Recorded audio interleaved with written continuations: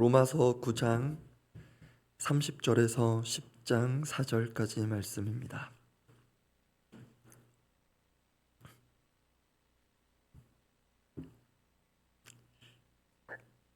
로마서 9장 30절에서 10장 4절까지 말씀입니다.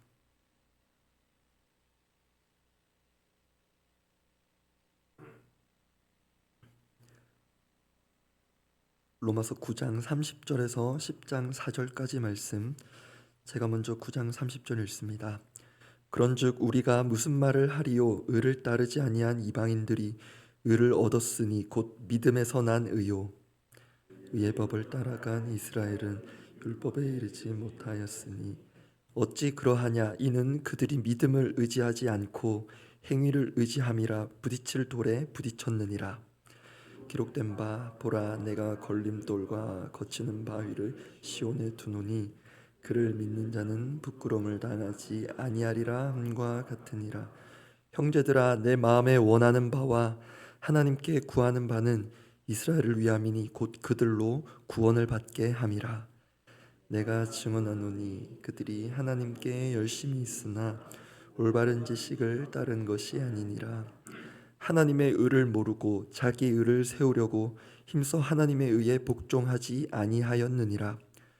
그리스도는 모든 믿는 자에게 의를 이루기 위하여 율법의 마침이 되시니라.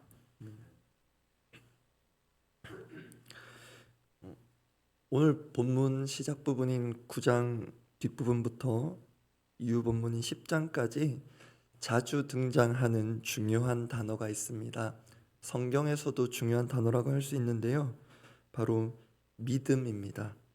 믿음이 오늘 본문에 4번 사용되고, 또 하나 중요한 표현이 의입니다. 의는 오늘 본문에 6번 연속적으로 계속해서 등장하는데, 참고로 이 의는 로마서 전체에서도 중요한 표현인데 오늘 본문 바로 앞인 9장 1절에서 29절에서는 전혀 나오지가 않고요. 그리고 뒷부분 10장 뒤에 있는 11장 전체에서도 전혀 언급되지 않습니다. 그래서 오늘 본문에 등장하는 이 의 그리고 믿음에 더 주목할 필요가 있습니다. 또한 중요한 것은 바울이 본문에서 말하는 의가 크게 두 종류로 나타난다는 것입니다. 이것은 서로 대비되는 것이기도 한데 바울이 의도한 대비입니다. 그래서 이를 중심으로 오늘 본문 살펴보고 기도하고자 합니다. 먼저 첫 번째 두 가지 의, 대비되는 의는 믿음에서 난 의와 행위에서 난 의입니다. 믿음에서 난 의, 그리고 행위에서 난 의가 본문에 대비됩니다. 먼저 믿음에서 난 의는 30절에 언급됩니다. 오늘 본문 30절 말씀 함께 읽어보겠습니다. 그런즉 우리가 무슨 말을 하리요? 의를 따르지 아니한 이방인들이 의를 얻었으니 곧 믿음에서 난 의요. 믿음에서 난 의란 믿음으로 난 의라고도 할 수 있습니다. 또 믿음으로 얻은 의라는 것이기도 한데, 이렇게 믿음에서 난 의, 믿음으로 얻은 의의 수혜자는 특히 이방인들이다, 바울은 말합니다. 이와 대비되는 의미에서 행위에서 난 의라고 할 수 있는 이것은 이어지는 31절과 32절에서 확인됩니다. 행위에서 난 의, 31절 제가 읽습니다.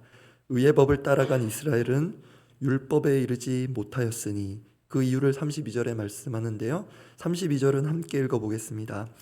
어찌 그러하냐? 이는 그들이 믿음을 의지하지 않고 행위를 의지함이라 부딪힐 돌에 부딪혔느니라.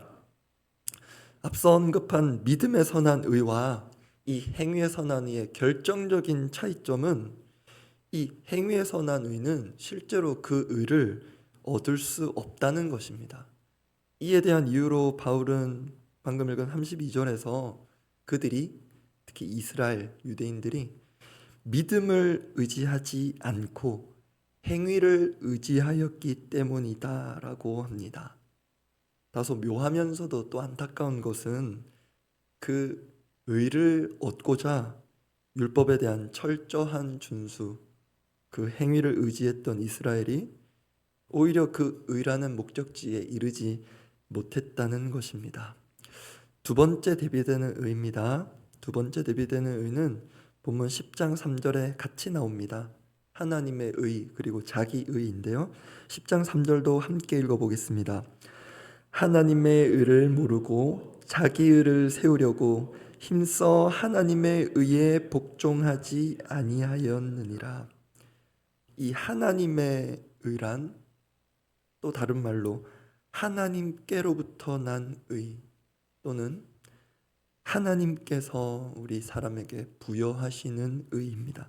그래서 앞서 나온 표현으로 믿음에서 난 의와 연결됩니다. 우리는 하나님께서 의롭다 하시는 것을 믿음으로 받습니다. 이와 대비되는 자기의, 이것은 앞서 이스라엘이 의지했던 행위에서 난 의의 또 다른 이름입니다. 이 자기의의 치명적인 문제점은 자신의 우리 사람의 의로운 행위로서는 하나님께서 만족할 만한 의의 수준에 이를 자가 아무도 없다는 것입니다. 그것이 치명적인 문제입니다. 그럼에도 사람은 태초에 스스로 하나님이 되기로까지 시도한 적이 있어서 그런지 스스로의 힘으로 하나님께 의롭다 여겨질 만한 사람이 되려는 노력을 잘 포기하지 못하는 것 같습니다. 10장 3절을 제가 다시 읽습니다. 하나님의 의를 모르고 자기 의를 세우려고 힘써 하나님의 의에 복종하지 아니하였느니라. 이것이 유대인들만의 문제는 아닌 것 같습니다. 여기까지 믿음에서 난 의, 그것과 대비되는 행위에서 난 의, 그리고 하나님의 의, 그리고 또 대비되는 자기의 간단히 살펴보았는데요. 중요한 차이는 앞의 것들, 믿음에서 난 의, 하나님의 의는 우리가 얻을 수 있는 것이고 행위에서 난 의는 또 자기의는 결과적으로 사람의 노력과 열심으로 결코 얻을 수 없는 것이었습니다. 그러면 왜 그렇습니까? 앞서 이유도 간략히 말씀드렸지만 바울은 왜 그런 차이가 발생하는지 궁극적인 이유를 오늘 본문에서 말합니다. 믿음으로는 되는데 행위로는 안 되는 궁극적인 이유, 결론부터 말씀드리면 예수 그리스도 때문입니다. 예수 그리스도 때문에 믿음으로는 되고 더 정확히 말하면 믿음으로만 됩니다. 또 예수 그리스도 때문에 우리의 행위로는 안 되며 절대로 안 됩니다. 이를 위해 바울은 두 가지 설명합니다. 먼저 구약 이사야서 말씀을 인용합니다. 9장 33절 말씀 함께 읽어보겠습니다. 33절입니다.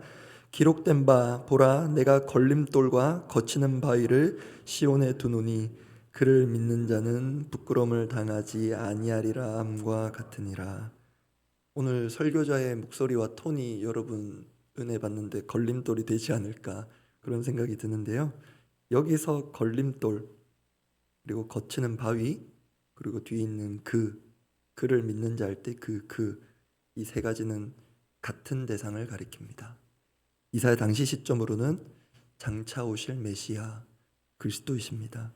그를 믿는 자는 부끄러움을 당하지 않을 것인데 반대로 그를 믿지 않는, 다르게 말하면 자신을 의지하는 자신의 행위를 고집하는 자들에게는 오히려 그리스도가 걸림돌과 거치는 바위가 될 수도 있다. 이미 오래전 구약 말씀에서 예언된 바입니다. 왜 그런 일이 일어나는가? 오늘 본문 10장 4절에 바울은 한 번 더 명확히 설명합니다. 오늘 보면 10장 4절 함께 읽겠습니다. 그리스도는 모든 믿는 자에게 의를 이루기 위하여 율법의 마침이 되시니라. 왜 그리스도가 어떤 이들에게는 걸림돌과 거치는 바위 같은 존재가 되시는가? 율법과 그에 대한 철저한 이행, 자신들의 행위를 의지한 이들이 결국 놓친 것은 그리스도께서 그들이 추구한 그 율법을 온전히 이루시고 완성하신 유일한 분이라는 것, 그것을 놓쳤습니다. 마태복음 5장 17절 예수님께서 스스로 자신에게 관해 이렇게 말씀하셨습니다. 제가 읽어드립니다. 내가 율법이나 선지자를 폐하러 온 줄로 생각하지 말라. 폐하러 온 것이 아니요 완전하게 하려 함이라. 율법을 완전하게 하실 이는 유일한 그분 한 분밖에 없습니다. 그렇기에 결국 행위를 의지하는 선한 열심으로 출발한 자들이라 할지라도 결국 그들이 끝에 가서 도달해야 할 지점은 그 율법의 성취 완성되시는 예수 그리스도입니다. 만약에 율법을 의지한 유대인들, 이스라엘이 그분을 믿고 의지하는 그 자리까지 나아갔다면, 바울이 전하는 복음의 예수 그리스도를 부인하지 않았다면 깨닫게 되었을 것입니다. 무엇을 깨달았느냐?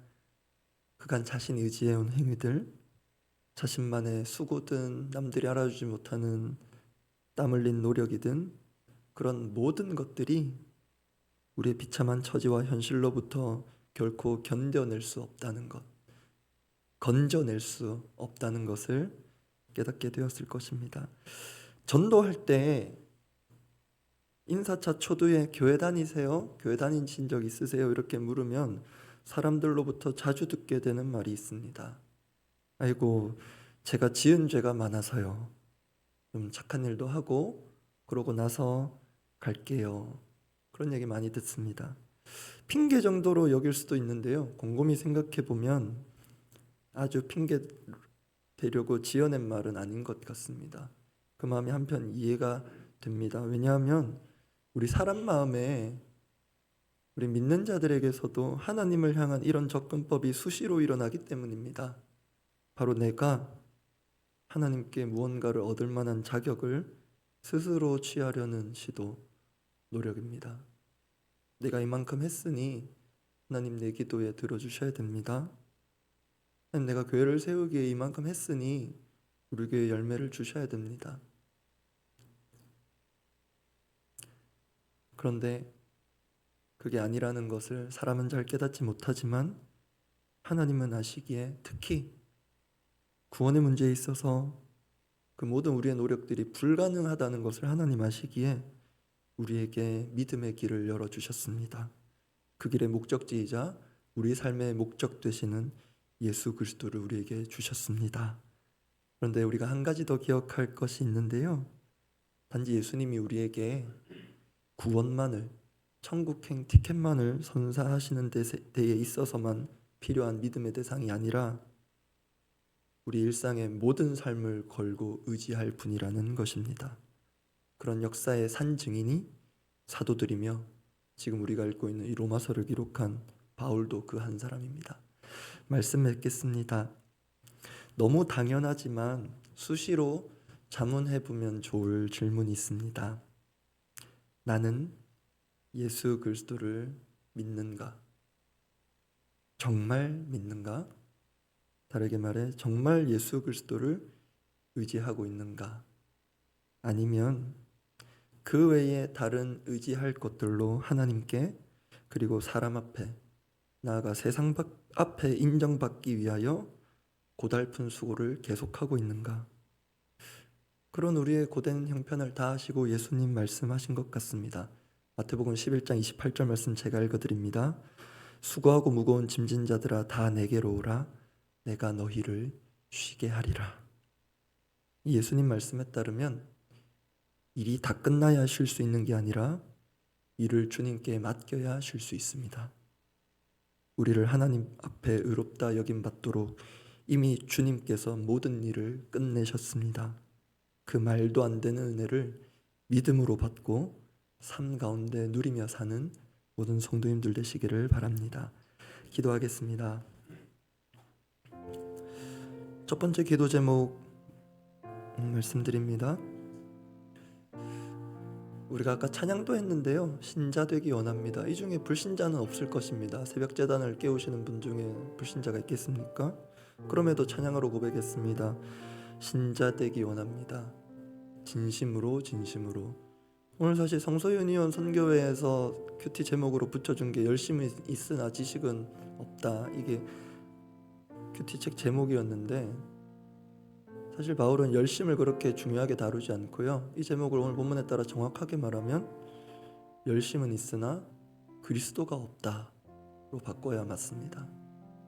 우리 가운데 신앙적 열심이 없는 분 없을 것입니다. 특히 이 자리에 계신 분 더 그럴 것입니다. 그리고 새벽 영상을 챙겨서 보시는 분들 역시 마찬가지일 것입니다. 모두에게 열심이 있습니다. 그런데 그 열심이 예수 그리스도를 보지 못하게 만들 수 있습니다. 그건 역시 역사의 산 증인들이 많습니다. 그래서 첫 번째 기도 제목, 너무나도 당연하지만 우리가 기도해야 하겠습니다. 우리가 믿고 의지할 이는 예수 그리스도이십니다. 예수 그리스도에 대한 전적인 신뢰와 의지함이 내가 구원받았구나, 천국 갈 수 있겠구나, 그것만이 아니라 우리의 모든 평생의 신앙의 생활과 삶 가운데 나타나기를 원합니다. 저 목사님은, 저 성도님은 정말 예수님을 믿는 사람이구나, 이 교회는 정말 예수님 한 번 바라보고 믿고 가는 교회구나, 그것을 이 자리에 처음 앉는 불신자가 보게 될 수 있다면 너무나도 좋겠습니다. 그렇게 예수님을 바르게 믿고 제대로 믿고 철저하게 믿는 사람, 교회 되도록 함께 기도하겠습니다. 아버지, 우리는 믿고 구원받는다는 논리를 믿는 것이 아니라 우리의 믿음의 대상 되시는 예수 그리스도를 믿습니다. 우리가 구원의 길에 이르도록 모든 피를 쏟아부으시며 모든 삶을 내던지신 예수 그리스도를 믿습니다. 믿으면 천국 간다는 공식이 아니라 우리를 위해 모든 것을 주신 그 하나님을 믿습니다. 주님, 믿음의 논리로 인정하고 머리로 납득하는 것이 아니라 정말로 믿는다면 하나님께 모든 것을 내걸고 내어드리는 그 전적인 신뢰의 삶이 우리에게 있게 하여 주십시오. 그렇구나, 내가 그렇게 구원을 얻는구나, 그런 지적인 동의뿐만이 아니라 내 삶의 모든 각서를 주를 위해 살겠다는, 누가 봐도 저 사람은 주를 위해 걸어가며 살아가고 있구나 한다는 그 믿음의 산 증인으로서 우리가 살아가도록 은혜를 베풀어 주시옵소서. 주님, 시시때때로 하나님과 사람 앞에 인정받으려고 내가 한 만큼 하나님이 주셔야 한다고 그렇게 하나님을 채무자로 만들고 교회를 채무자로 만드는 그런 우리의 어리석은 모든 시도와 노력들이 꾸러지게 하여 주시고, 하나님, 내가 하나님 앞에 나가는 이 모든 것은 하나님의 은혜에 대한 전적인 반응이며 하나님을 신뢰하는 그 믿음의 반응임을 보게 하여 주시옵소서. 교회를 위해 기도하겠습니다. 신앙강좌 주중반, 어제 수요 주중 묵상반이 있었고요, 오늘 오전에 기도학교 그리고 성경학교 있습니다. 신앙강좌의 타이틀 자체가 신앙입니다. 우리에게 어떤 선택적인, 누군가의 어떤 시간적인 에너지의 여유가 있어서 참석하고 그렇게 도움을 받는 자리 정도가 아니라 그 이름 그대로 신앙강좌, 우리의 믿음을 돌아보고 우리의 믿음이 견고해지는 시간이 되기를 원합니다. 그렇게 참석하는 모든 이들을 위해, 그리고 강사로 섬기시는 목회자분들을 위해서 기도해 주시면 감사하겠습니다. 그리고 이번 돌아오는 주일 함께 걸어온 길, 함께 걸어갈 길, 우리 교회를 향한 하나님의 꿈과 방향을 함께 살피는, 그래서 함께 마음을 모으는 시간 가질 텐데요, 이 역시 그 길이란 믿음의 길인 것 같습니다. 우리가 함께 믿음의 길을 지금도 함께 걸어가고 있고 앞으로도 걸어갈 것인데, 이 교회, 사람이 아무리 애를 써도 결코 무너지지 않는 것은 이 교회는 주님께서 친히 세우신 주님의 교회이기 때문입니다. 주님께서 원하시는 교회로 앞으로도 그렇게 세워져 갈 것인데, 그 길에 있어 우리에게 필요한 것은 믿음이라고 주님 말씀하시는 것 같습니다. 정말로 주님 한 분 바라보고, 모든 열악한 것 많아도 주님 한 분 바라보고, 교회 머리 되시는 주님 한 분 바라보고 지금까지 그래왔던 것처럼 앞으로도 함께 가줄 수 있겠니? 담임 목사님 통해서 우리에게 물어오실 때 아멘, 믿음으로 반응할 수 있는 그런 시간 되도록 함께 교회를 위해 기도하고 또 중요한 메시지 선포하실 담임 목사님 위해서 중보하고 각자 기도하고 돌아가시기 바랍니다. 기도하겠습니다. 하나님, 우리가 많은 또 교회에서 의미 있는 활동을 하고 또 행사를 치르고 또 중요한 모임들을 가지지만 결국 그 자리에 주님께서 우리를 부르시고 함께 하신다는 믿음이 있어야 함을 기억합니다.